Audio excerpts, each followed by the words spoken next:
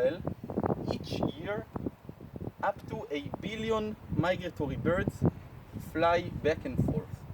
These numbers are hard to comprehend, but they are all based on studies that took place in Israel. All those migratory birds, as I said, has to cross the sea and the desert. Two unbelievably dangerous and risky tasks. They would concentrate in bottlenecks of short water passages to avoid sea. And the next obstacle, the Sahara, will require even a more amazing trick.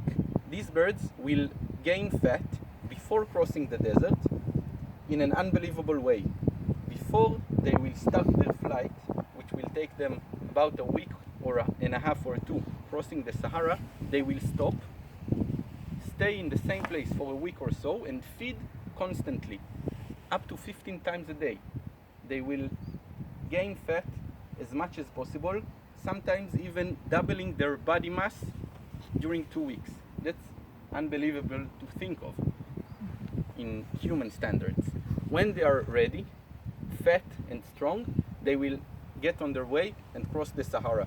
During a week and a half, they will not eat anything, and by the time they are done with this amazing flight, they will be exhausted. If they are lucky enough to survive, they will get to Africa and rest. But during spring, they will have to make the same journey up north again.